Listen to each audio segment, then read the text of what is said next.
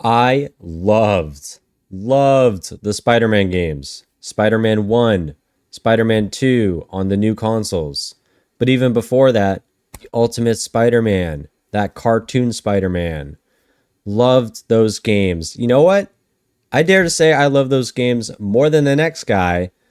But you know what would make these games even better? If they were animatized.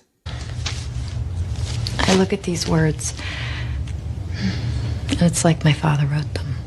You were an embarrassment to him. That's right. Anime games of Spider-Man. Now we had that. We had that in the cartoon version of the old Spider-Man game, but this is something a little bit different, and I want you guys to see what I'm talking about here today. Today. Today. Today. Today. Today. Today. Today. Today. Today. Today. Today. Today. Today. Today. Today. Today. So the game is called Ananta, and I could be butchering that. It is going to be a free-to-play game. Apparently, it's basically anime Spider-Man.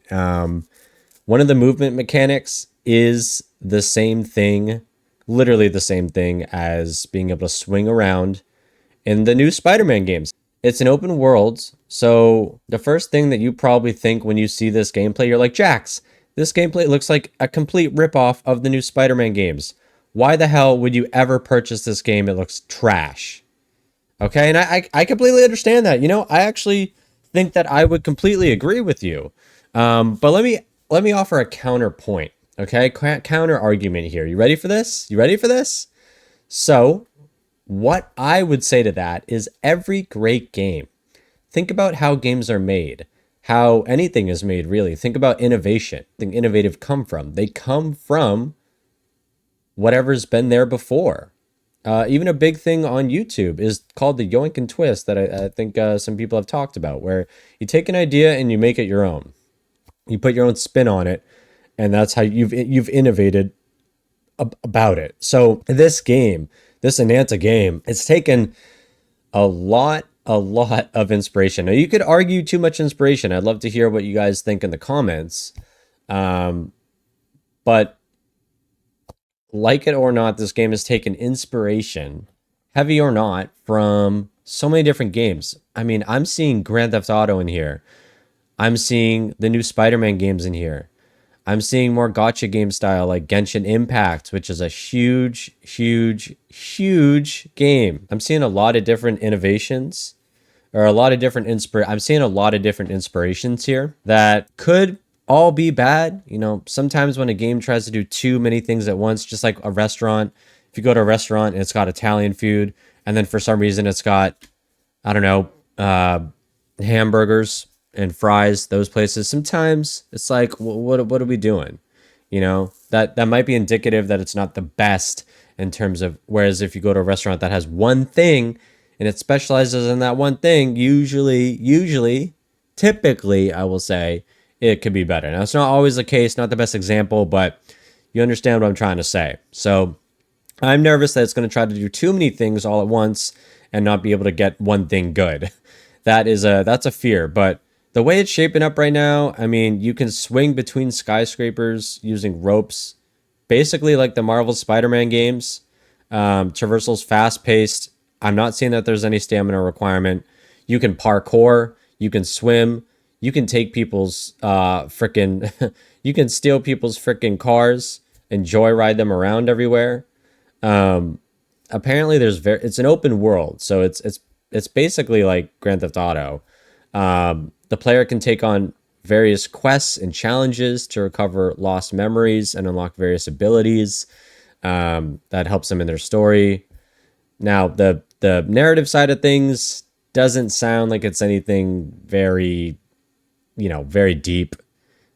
Basically, we're going to be cast into the role of a top supernatural investigator known as the Infinite Trigger. Okay, looking into anomalies and paranormal events. So all the main characters that we have and some of the NPCs in the world are called Espers, and those are people with supernatural abilities. Each Esper, presumably each main character we have, each Esper has a unique story the player can experience in which the character fights a force called chaos that threatens humanity. All right. So again, probably is going to be a very basic plot. I'm just looking at it more for the gameplay. It's definitely something I'm going to be keeping my eye on. Let me know, guys, what you're thinking about this game. If you've never heard about this game, check it out.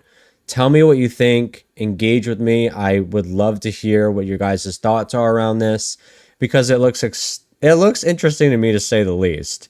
I mean, parkour. I know there's a clip of some parkour. Looks okay. Kind of looks like you're just holding a button, if I'm being honest with you, but it could be interesting. Apparently, we'll be able to pick up cats. I don't know what that means. Play mini games, and interact with all objects in the city, especially in combat. Game looks, in terms of the worlds, the city looks very populated with pedestrians. The city is called Nova. It's basically like a Japanese urban style city. And apparently, there will be other cities that will actually become available later with European and American inspirations. So that's interesting, and you can travel around the world between the cities. Now I don't know exactly what that means, but there's going to be different biomes, obviously, like the beaches and the public amusement parks, factories. There's going to be a lot of different settings to check out. So we'll be able to, we'll see. I mean, I'm definitely going to follow the game. Like I said, let me know, guys, if you find out anything. Let me know in the comments. I am here to talk about whatever. So just wanted to come on here and talk about it. That's really all I have to say.